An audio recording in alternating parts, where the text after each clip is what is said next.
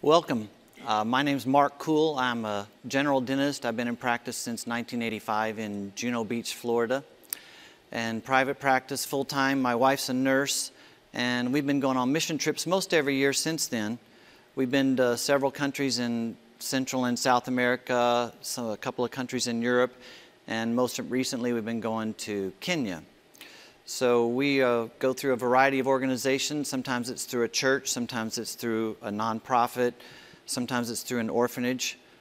Just so I can know my audience, I'm wondering how many of you have heard me speak here last year? And how many of you have been on a medical mission trip before? And how many of you are in the medical or dental field? And how many in dental? Okay. And my life verse is Philippians 3:13 and 14. It says, "Forgetting what is behind and straining towards what is ahead, I press on towards the mark to win the prize for which Jesus has called me heavenward in Christ Jesus." And I know that, missions is my passion, and I'm just as excited about seeing what God's going to do on my next mission trip as I was about my last one. And my goal is not to talk you all into going on a mission trip. My goal is to help you find your passion and serving God in some capacity with that passion. And short-term mission trips is certainly a great way that you can do that to help people. And on our mission trips, we've got, if I can find the button here, it's titled What to Know Before You Go, so it's very practical information, just things that I've learned through the years, and you can learn from my mistakes. This is the first mission trip that we ever went on. You probably can't recognize me, but I'm the one with the funny glasses on. This is my wife here and a couple other volunteers. But this is in Brazil. And in Brazil, we went to a very small town. The biggest lesson I learned on this was about climate, because you want to be sure that you take bug spray and sunscreen, particularly if you're in a hot climate. And also, it's better not to work outdoors if you can get under a shelter at least. Because we're from Florida, we're used to some afternoon thunderstorms, but in this area in Brazil where we were, it rains about 3 hours a day and really hard. And we were outside, so that didn't work too well. The town was so small, they have a grass strip for a runway, and as we flew in, we could see kids running along the runway strip because they're so excited to see who's coming to town. So it was that small of a town. They had one hotel. We use that word loosely. They had no screens or windows over the frames of the window, so all the kids would come and watch us because there's somebody new in town to watch. We had to turn off the lights to change our clothes to go to bed at night. So the mosquitoes come right in. So bug spray and sunscreen are very important. And if you can get under shelter, that certainly helps as well. My dental supplies didn't arrive in time, so the first couple of days we jumped in to help. They were building a pastor a house. His house was a concrete block structure, which was really nice, but it was about a 10 by 10 foot house. So we started laying the concrete block and putting down that mortar, and I've never really built houses before, so we didn't know that stuff they mix up and put in between the concrete blocks, after a couple of hours your skin starts to peel off. So the thing I learned from that was don't jump in to do things you really don't know what you're doing, because sometimes it can get you in trouble. Another thing is how much cash you need. That depends a lot on how much you like to spend and how much you can use a credit card where you're going, and how comfortable you are with the credit card. So some places like this, they won't take a credit card probably for anything. So that may determine how much cash you need.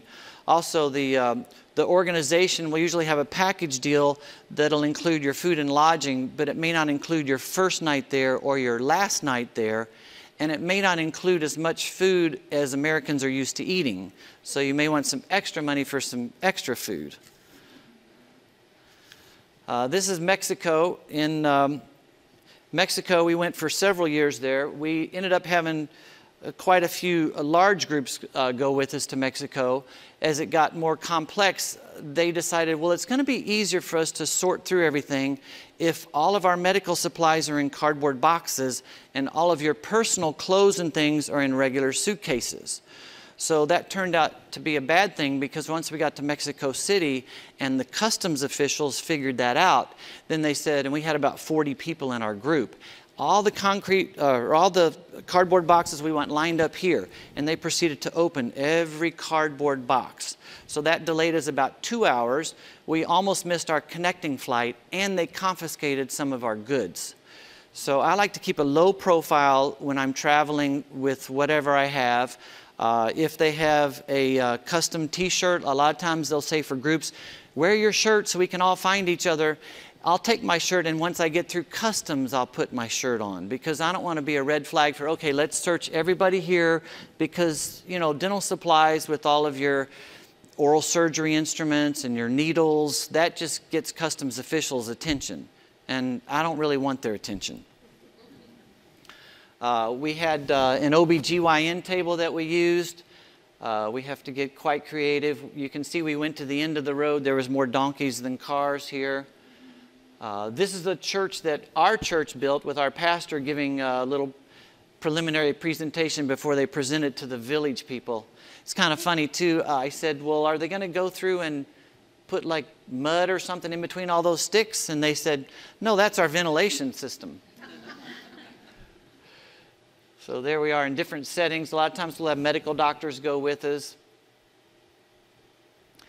Here we got to work inside a church. Remember, I said it's not good to work outdoors, so we got to work inside another church, so that was very nice. We had an eye doctor with us.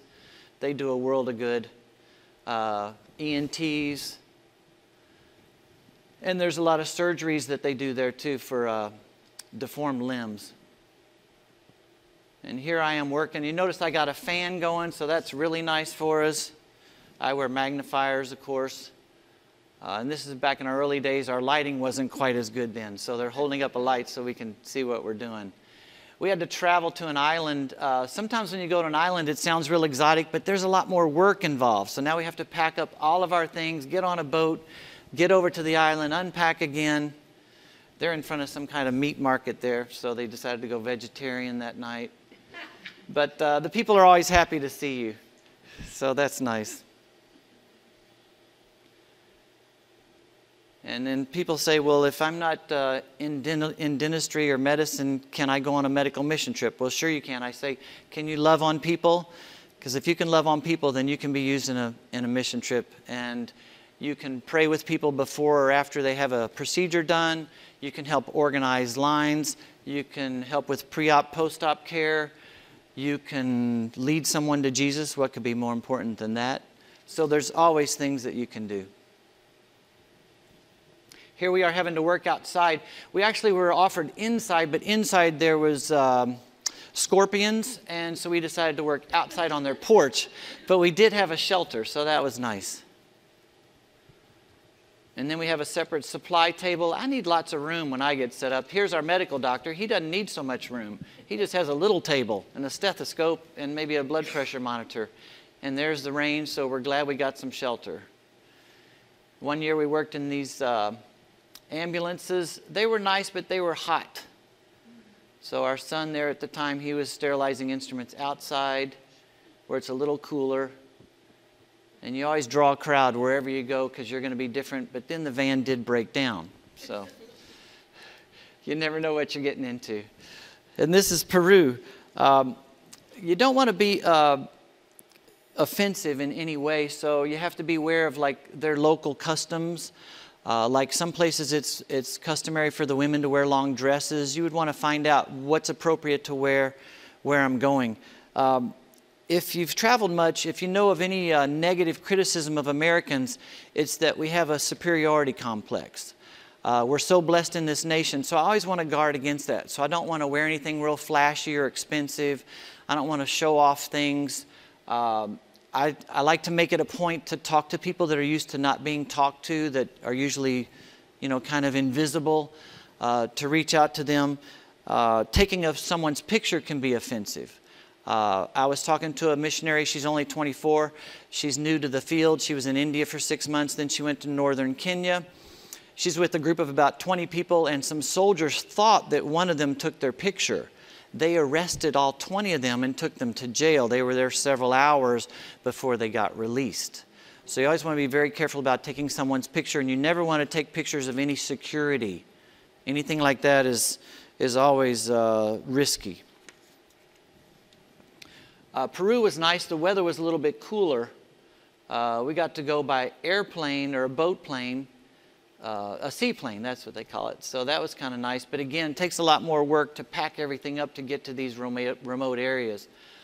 This was people that basically had minimal contact with modern civilization. And we got to sleep in these tents. Those are mosquito nets. We needed them. I've never seen mosquitoes so thick. And they had tarantulas. That's a tarantula up on that ceiling there. There was tarantulas there.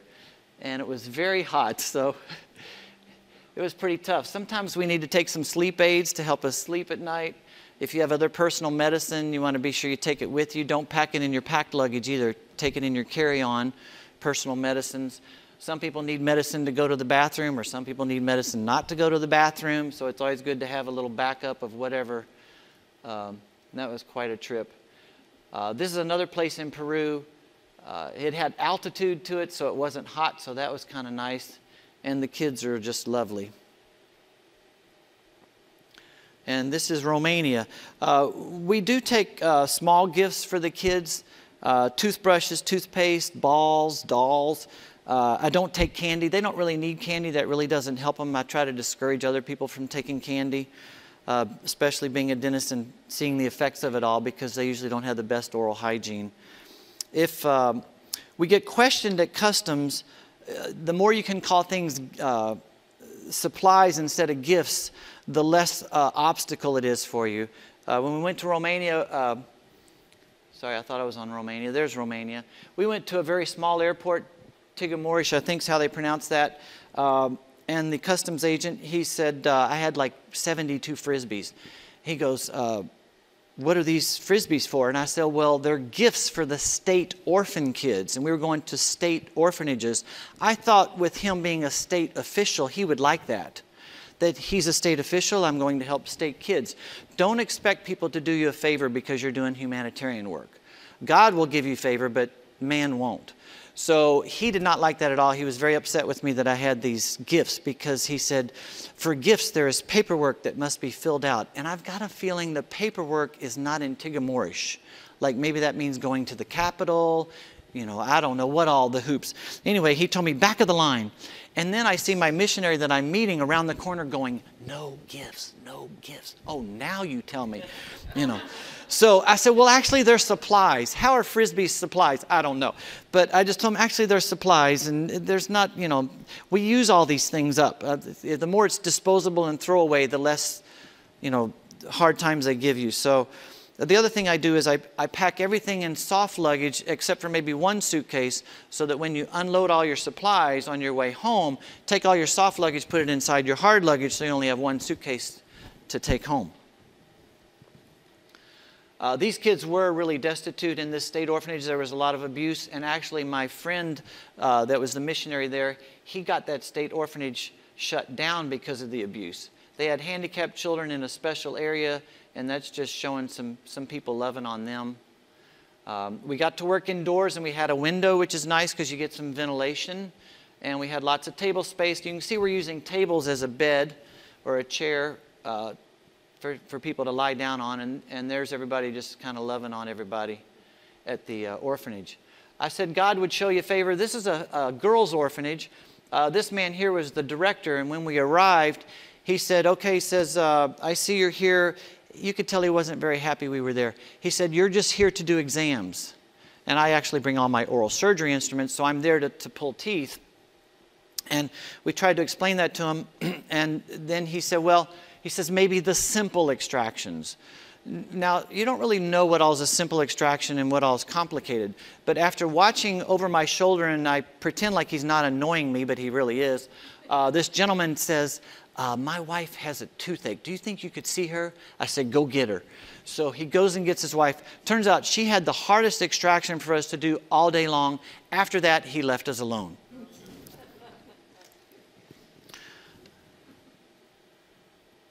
This shows that they got some pretty rural areas in Romania, so they were glad to have us come. That's the director there with the one with the smile on his face. And they ended up building their own homes and putting the orphans in houses with foster parents. So it was a much better situation for them. And you say, well, you know, how can these kids be happy? They don't have anything. Well, you know, things don't really make us happy. It's relationships and Jesus that makes us happy. So they're doing great over there. This is Nicaragua. We want you to stay together and don't go off alone with people. Sometimes people have a tendency to do that. Maybe they'll meet somebody, particularly young people. Maybe they're infatuated with somebody, and before you know it, you know, where are they? You know, they're gone. So you want to stay together as a group. You want to always get permission from your group leader if you're going anywhere. In this age of terrorism, of course, you know, nothing is risk-free. The odds are, though, you're going to die in a car wreck more than anything else. I know that prayer has saved our lives on occasion. Another common thing, though, is theft. So you want to keep all your personal belongings with you or in a designated safe place. A friend of mine, he was in Africa. He's talking on the phone in a traffic jam, which is not unusual. The window's down, and all of a sudden some guy grabs his phone, and they're wrestling with his phone as he's trying to keep his phone. I think he did manage to keep it from the guy. But you just never know. So you always want to be aware of your surroundings. And particularly if you're talking on your phone, you get distracted. Of course, a lot of times in foreign countries, you're not going to want to use your phone because it costs a lot more. But Nicaragua was very interesting. It was very hot. This girl was about ready to pass out. It also got, we didn't have much air in this facility. So sometimes indoors can be bad. We did have a fan, but for some reason it was really hot and really stuffy. And we're doing extractions, and after a while, blood draws flies. So we started having a fly problem. So that's not good. We also had kind of a unique river crossing here where they had a kind of a flash downpour. And on our way out of this one particular area, we're in a school bus. The water came right up into our bus, and this is water on the floor here. As we all lifted our feet, we thought we might just get swept downstream, but God was with us and we made it through. So thankful for that. This is in Haiti, another hot area. We were able to get underneath a shelter, but that's kind of nice. We get outdoor air, so we get a little bit of a breeze. You always get an audience, though, you know, so you kind of try to back them up. You don't want people watching too closely when they're next in line to get a tooth pulled. I do have headgear on now. On some of these photos, I started getting a headlight, which helps a lot. Now we're inside. We're at another orphanage here in Haiti. Again, you can see kind of a crude setup, though. We got just 2 tables put together. We'll roll up a towel as a pillow. And here we are in different settings. I sit down, I stand. Sometimes I put something as a footstool to help, because it just helps with your back to kind of alter your position. I have to know my limits. I can work about 10 hours a day. I can see about 35 patients a day. Everybody kind of needs to know their limits of what they can do, because if I work too hard, I'm going to get sick or my back's going to, you know, go into spasm or something. So you do want to pace yourself. And it's always good to push fluids. This was a real answer to prayer working on this girl. She was handicapped, and we just prayed over her, and she never sat still at all. She was really in our way all day long, but we gave her a sedative, and we waited about 3 hours for that sedative to take effect. And then we were able to take a look in her mouth, and we were able to take a tooth out on her. We did get to go by helicopter to some areas, which was certainly nice because it saves a lot of time. So there's the people all lined up waiting for us. And we got to work in a church building that wasn't quite open, which was really nice because we had lots of room, more room than we needed, and we could set up shop and spread out. This is Africa. We have an orphanage there we go to. You can see their well water. They share with the community, so that's a nice service. Little guy there taking a bath in a bucket. I get to preach to him. The girls do my wife's hair. We get to see lots of good things delivered, like tractors that come over by container. This is basically like a 4-room OR where we work here. So we have a portable dental unit there. One thing you want to know for sure is, are they expecting me to do dentistry as in do fillings and all that, or just to pull teeth? Because that makes a big difference in how you're going to pack. I like to take all of my own supplies and equipment. I was talking to a lady here at the conference. It was her first dental mission trip. She's a dentist, and she went somewhere in Africa, and they said, oh, we have oral surgery instruments. You don't need to bring yours. And she says, when I got there, they had like 2 instruments, and they were like old and rusty. So she had the hardest time pulling teeth because she only had 2 instruments. You know that saying, you're only as good as your instruments? So I said, don't ever do that again, no matter what they say. Take all your own stuff so you don't have to rely on them. So that's what we do. When I do the extractions, I don't do everything. I'm not going to try to be a hero. I had a friend there. I see him every year, which is a reminder to me. The wisdom teeth were giving him trouble, and normally I don't take out that many wisdom teeth. I said, okay, well, I'll take him out for Fred. And so I got 3 of his 4 wisdom teeth out, and then the last one, it was an upper molar, and it broke off at the gum line, and I couldn't even see it, much less get it out.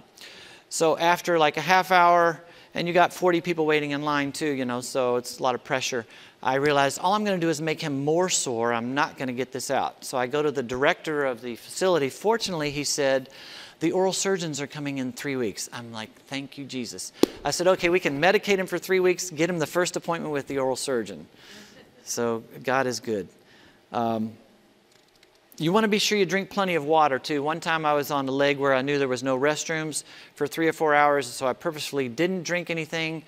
And then I got dehydrated. I've never been dehydrated before in my life, and I just was feeling really bad, lightheaded, dizzy. I didn't know what was going on, and it was all because I was dehydrated. So you want to be sure you have safe water and that you drink plenty of it.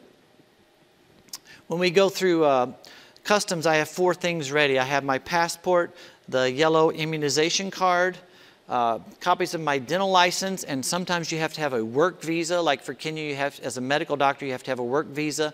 You have to buy that ahead of time online. That costs about $300. And then you have to have, you don't have to have, but I like to have 2 letters of invitation. One from the organization that I'm going with, and another from a government official. So usually I'll get the organization to contact some government official and give me a letter. So when I go through customs, now I don't just show them all this. If they start asking me questions, then it's like, oh, see, I'm invited. And sometimes it's just a mayor. That doesn't hold too much weight. If it's a governor, that's a little better. I've had both of those to help get you through customs. They'll give you a little bit easier time getting through with your supplies if you have that letter of invitation. The organization you're with usually doesn't mean that much to them, but the government official will usually mean a little more.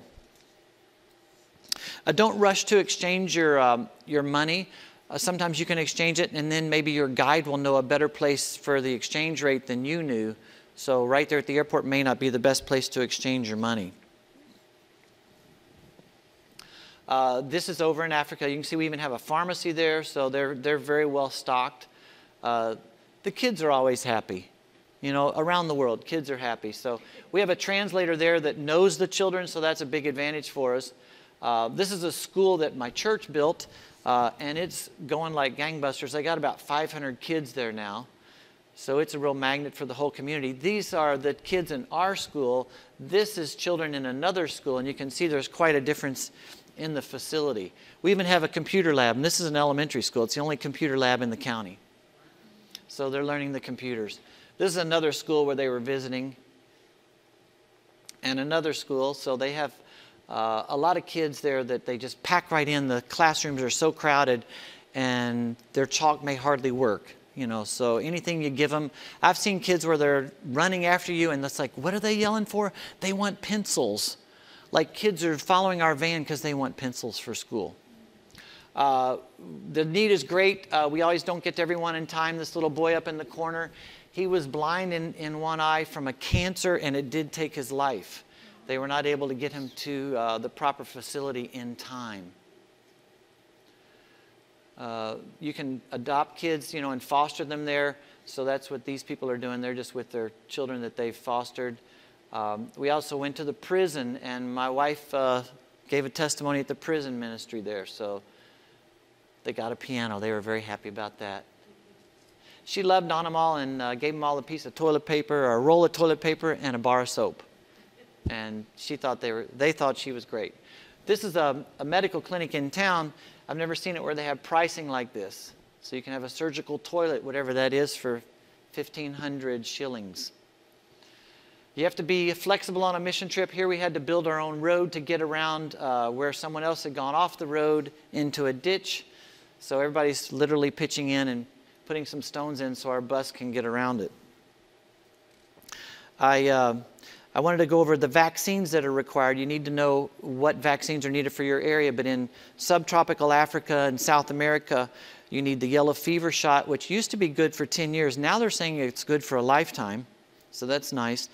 Typhoid fever, if you get an oral pill, it's 5 years. If you get a shot, it's only 2 years. Tetanus is 10 years. Malaria pills, I like to take Malarone. If you take doxycycline, which is a cheaper way to go, it makes you sun sensitive. I thought that meant if you were out 3 hours in the sun, maybe you should only be out an hour.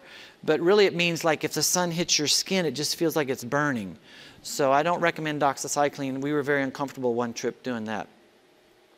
And the places we see and the adventures that we have are just amazing.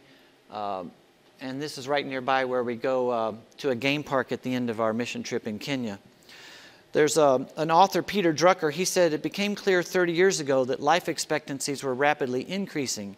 And we assumed that retired people would increasingly become volunteers for the nonprofits.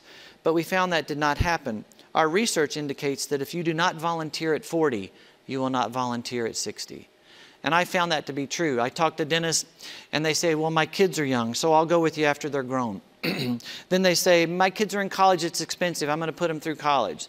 Then they'll say, my daughter's getting married and maybe after the wedding I'll go. And then they quit talking to me about going. So seize the opportunity. It's an adventure of a lifetime and I wouldn't want anyone to miss out. It's been great for myself and my wife.